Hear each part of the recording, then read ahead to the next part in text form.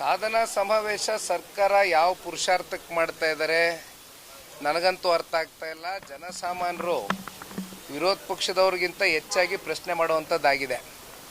ಈಗ ಬೆಳಗ್ಗೆಯಿಂದ ನಾವು ಮಾಧ್ಯಮದಲ್ಲಿ ಸುದ್ದಿ ನೋಡ್ತಾ ಇದ್ದೀವಿ, ಸಾರಿಗೆ ಇಲಾಖೆ ಯಾವ ರೀತಿ ಇನ್ಎಫಿಷಿಯೆಂಟಾಗಿ ಕೆಲಸ ಮಾಡ್ತಾ ಇದೆ ಅನ್ನೋದು ನೋಡ್ತಾ ಇದ್ದೀವಿ. ಅಲ್ಲಿ ಇರ್ತಕ್ಕಂಥ ಕಾರ್ಮಿಕರಿಗೆ ಮತ್ತು ಅಲ್ಲೇನು ಇಷ್ಟು ವರ್ಷಗಳ ಕಾಲ ಕೆಲಸ ಮಾಡ್ಕೊಂಬಂದಿದ್ದಾರೆ, ಅರಿಯರ್ಸ್ಗಳು ಕೋಟ್ಯಾಂತರ ರೂಪಾಯಿ ಬಾಕಿ ಉಳಿಸ್ಕೊಂಡು ಕೊನೆಗೆ 16 ಬಾರಿ ಸಂಧಾನ ಸಭೆ ಅಂತ ಮಾಡಿ ಬಹುಶಃ 11ನೇ ಸಂಧಾನ ಸಭೆ ಮಾಡಿರಬೇಕು. ಅಂತಿಮವಾಗಿ ಶಕ್ತಿ ಯೋಜನೆ ಮೂಲಕ ಫ್ರೀ ಬಸ್ಸು ಅಂತ ಹೇಳಿದವರು ಕಾಂಗ್ರೆಸ್ ಅವರು ಕೊನೆಗೆ ಸಾರಿಗೆ ಇಲಾಖೆ ಇವತ್ತು ಎಲ್ಲಿ ಬಂದು ನೆಲ ಕಚ್ಚಿ ನಿಂತಿದೆ ಅಂತ ಉತ್ತರ ಕೊಡಬೇಕಾಗ್ತದೆ. ಒಂದು BMTC ಇರಲಿ, KSRTC ಇರಲಿ, ಇವು ಯಾವುದೇ ವಿಚಾರದಲ್ಲಿ ಖರೀದಿ ಮಾಡಲಿಕ್ಕಾಗಿದೆಯಾ? ಒಂದು ಟೈರ್ ಕೂಡ ಬದಲಾವಣೆ ಮಾಡೋಕ್ಕಾಗ್ತಲ್ಲ. ಒಂದು ಮೇಂಟೆನೆನ್ಸ್ ಬಿಡುಗಡೆ ಮಾಡ್ತಕ್ಕಂಥದ್ದಕ್ಕೆ ಇವತ್ತು ಸರ್ಕಾರದಲ್ಲಿ ದುಡ್ಡಿಲ್ಲ. ಆ ಪರಿಸ್ಥಿತಿಗೆ ಬಂದು ನಿಂತಿದ್ದಾರೆ. ಇನ್ನೊಂದು ಕಡೆ ಸಂಬಳ ಕೊಡ್ತಕ್ಕಂಥದ್ದಕ್ಕೆ ಅದೂ ಕೂಡ ಯಾವುದೇ ರೀತಿಯಾದಂಥ ತೀರ್ಮಾನಗಳು ತಗೊಳ್ತಾ ಇಲ್ಲ. ಇವತ್ತು ಸನ್ಮಾನ್ಯ ಕುಮಾರಣ್ಣ ಅವರು ಬೆಂಗಳೂರು ಸಿಟಿಗೆ 4,500 EV ಬಸ್ಗಳೇನಾದ್ರು ಕೊಡದೇ ಹೋಗಿದ್ರೆ ಬಹುಶಃ ಪರಿಸ್ಥಿತಿ ಎಲ್ಲಿಗೆ ಬಂದು ನಿಂತಿರೋದು ಅನ್ನೋದನ್ನು ಬಹುಶಃ ಈ ರಾಜ್ಯ ಸರ್ಕಾರದವ್ರು ಆಲೋಚನೆ ಮಾಡಬೇಕಾಗ್ತದೊಮ್ಮೆ. ಇಲ್ಲಿ ಸಾಧನಾ ಸಮಾವೇಶ ಮಾಡೋದ್ಬಿಟ್ಟು ಬೆಂಗಳೂರು ಸಿಟಿನಲ್ಲಿ ಎಲ್ಲ ಕಡೆ ಕಸದ ರಾಶಿ ಹರಡಿದೆ, ಜನ ಒದ್ದಾಡ್ತಾ ಇದ್ದಾರೆ, ಇದರಿಂದ ರೋಗಗಳು ಹರಡ್ತಾ ಇದೆ. ಬೆಂಗಳೂರು ಸಿಟಿ ಅಂತಕ್ಕಂಥ ನಗರಕ್ಕೆ ಮಾತೆತ್ತಿದ್ರೆ ಸಿಲಿಕಾನ್ ವ್ಯಾಲಿ ಅಂತೀವಿ, ಸಿಲಿಕಾನ್ ವ್ಯಾಲಿಯಾಗಿ ಉಳಿದಿಲ್ಲ. ಇವತ್ತು ಗಾರ್ಬೇಜ್ ನಗರ ಆಗಿ ಪರಿವರ್ತನೆ ಆಗ್ಬಿಟ್ಟಿದೆ ಬೆಂಗಳೂರು ನಗರ. ಇವೆಲ್ಲ ಮುಂದಿಟ್ಕೊಂಡು ಇವತ್ತು ಸಾಧನಾ ಸಮಾವೇಶ ಮಾಡ್ತಾ ಇದ್ದಾರೆ. ನನಗಂತೂ ಅರ್ಥ ಆಗ್ತಾ ಇಲ್ಲಪ್ಪ.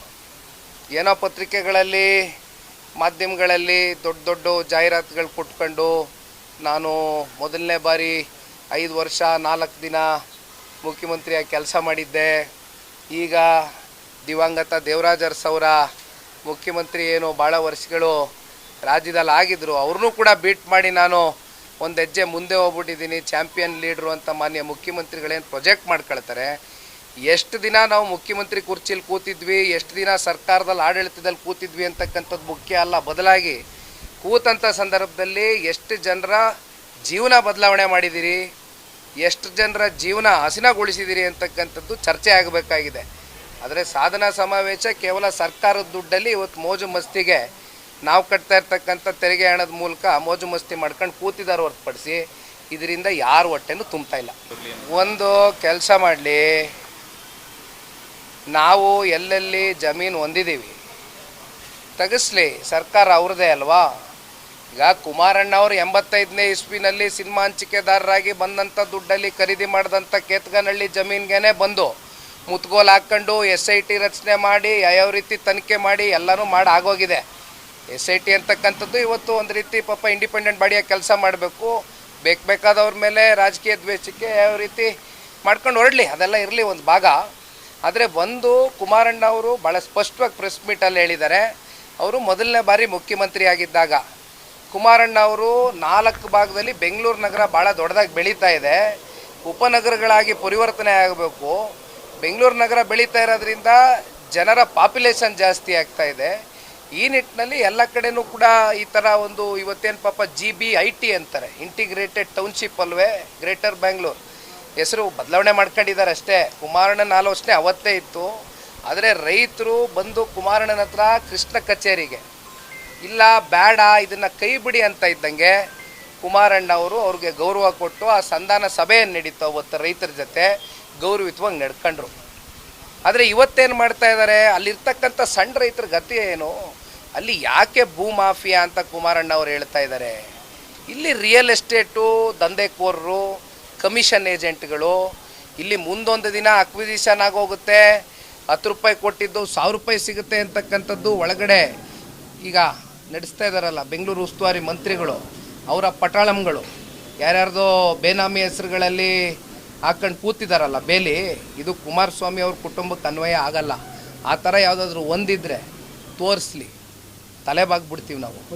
ಅಲ್ಲಿರ್ತಕ್ಕಂಥ ಹೇಳೋಣ ನೋಡಿಪ್ಪ, ಕುಮಾರಸ್ವಾಮಿ ಅವ್ರ ಕುಟುಂಬ ಇರೋದು ನಾನು ಒಬ್ಬನೇ, ನಿಖಿಲ್ ಕುಮಾರಸ್ವಾಮಿ. ಆಯಿತು, ಬರಲಿ, ಕೂತ್ಕೊಂಡು ಚರ್ಚೆ ಮಾಡಲಿ. ಅವ್ರದ್ದೇನಿದೆ ನಮ್ದೇನಿದೆ ಬಹಿರಂಗವಾಗಿ ಕೂತ್ಕೊಂಡು ಚರ್ಚೆ ಮಾಡೋಣ. ಅವ್ರು ಹೇಳ್ದಂಗೆ ಅವ್ರು ಏನು ಆಹ್ವಾನ ಕೊಟ್ಟಿದ್ದಾರೆ ಅದಕ್ಕೆ ದೇವೇಗೌಡರ ಕುಟುಂಬ ಸಿದ್ಧ ಇದೆ.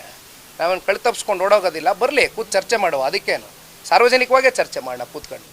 ಏನು ಯಾವುದೋ 4 ಗೋಡೆ ಮಧ್ಯೆ ಚರ್ಚೆ ಮಾಡ್ತಕ್ಕಂಥದ್ದೇನಿಲ್ಲ. ಸಿಯಣ್ಣ, ಒಂದು ಇಲ್ಲಿ ಬೇಸರ ಆಗ್ತಕ್ಕಂಥದ್ದಿಷ್ಟೇ, ನಾವು ಕೆಂಚಗಾರನಹಳ್ಳಿ, ಬೈರಮಂಗಲ ಈ ಭಾಗದಲ್ಲೆಲ್ಲ ಓಡಾಡ್ಕೊಂಡು ಬಂದಿರೋರೆ ಹುಡುಗರುಗಳು, ನಾವೆಲ್ಲ ನೋಡಿ ಬೆಳೆದಿರ್ತಕ್ಕಂಥವ್ರೆ. ಯಾಕೆಂದರೆ ನಮ್ಮ ಜಿಲ್ಲೆ, ನಮ್ಮನ್ನು ರಾಜಕೀಯವಾಗಿ ಬೆಳೆಸಿರ್ತಕ್ಕಂಥ ಜನ. ಅಲ್ಲಿ ಏನಾಗಿದೆ, ಈಗ ಎಕರೆಗಟ್ಟಲೆ ಇಟ್ಕೊಂಡಿರೋರಿಗೆ ಕಾಂಪನ್ಸೇಷನ್ ಸಿಗ್ತದೆ, 2 ಕೋಟಿ 2.25 ಕೋಟಿ ಅಂತ ಹೇಳಿದ್ದಾರೆ. ಅವರೇನೋ ತಗೊಂಡು ಹೊಟ್ಟೈತಾರೆ. ಅಲ್ಲಿ ಹೈನುಗಾರಿಕೆ ಮಾಡ್ತಕ್ಕಂಥವ್ರು ಸಣ್ಣ ಪುಟ್ಟ ಹಸುನೋ ಕರಾನೋ ಮೇಕೆನೋ ಸಾಕೊಂಡು ಜೀವನ ಸಾಗಿಸ್ತಾ ಇರ್ತಕ್ಕಂಥವ್ರು ಭಾಳ ಜನ ಇದ್ದಾರೆ. ರೈತ ಕುಟುಂಬಗಳು ಗುಂಟೆ ಲೆಕ್ಕದಲ್ಲಿ ಇಟ್ಕೊಂಡು ಜಮೀನು ಜೀವನ ಮಾಡ್ತಾವ್ರೆ. ಅವ್ರು ಗುಂಟೆ ಲೆಕ್ಕದಲ್ಲಿ ನೀವು ಏನೋ ಎಕರೆ ಲೆಕ್ಕದಲ್ಲಿ ನೀವು 2 ಕೋಟಿ ಕೊಟ್ಟರೆ ಎತ್ಕೊಂಡು ಇಲ್ಲೆಲ್ಲೋ ಬೆಂಗಳೂರಿಗೆ ಬರ್ಬೋದು. ಗುಂಟೆ ಲೆಕ್ಕದವ್ರು ಕೊಟ್ಟರೆ ದುಡ್ಡು ಎಲ್ಲಿಂದ ಬರ್ತಾರೆ ಅವರು? ಏನು ಇಲ್ಲಿ ವಾಚ್ಮೆನ್ ಕೆಲಸ ಮಾಡಬೇಕಾ? ಇಲ್ಲಿ ಯಾವುದೋ ಹೋಟ್ಲಲ್ಲಿ ಈ ತಟ್ಟೆ ತೊಳಿಬೇಕಾ ರೈತರು ಬಂದು? ಏನೋ ಗೌರವಯುತವಾಗಿ ಬದುಕ್ತಾವ್ರೆ ಹಳ್ಳಿಗಳಲ್ಲಿ. ಬಿಡ್ಬಿಡ್ಲಿ ಗೌರವವಾಗಿ ಬದುಕೋದಕ್ಕೆ. ಒಕ್ಲೆಪ್ಸೋದು ಬೇಡ ರೈತರನ್ನ. ಮಾಡಲಿ ಸರ್. ಕುಮಾರಣ್ಣವ್ರು ಯಾವತ್ತೂ ಕೂಡ ಹಿಂದೆ ಎದುರ್ಕೊಂಡು ಓಡೋಗ್ತಕ್ಕಂಥ ಜಯಮಾನ ನಮ್ದಲ್ಲ, ದೇವೇಗೌಡರ ಕುಟುಂಬದ. ಬರಲಿ, ಕೂತ್ಕೊಂಡು ಚರ್ಚೆ ಮಾಡೋಣ. ಅದೆಲ್ಲೆಲ್ಲಿ ಯಾರ್ಯಾರು ಜಮೀನು ಮಾಡವ್ರೆ, ಭೂಮಿ ಮಾಡವ್ರೆ, ಜಗತ್ತಿಗೆ ಜೈರಾಗಿ ಕೂತು ಚರ್ಚೆ ಮಾಡೋಣ. Thank you.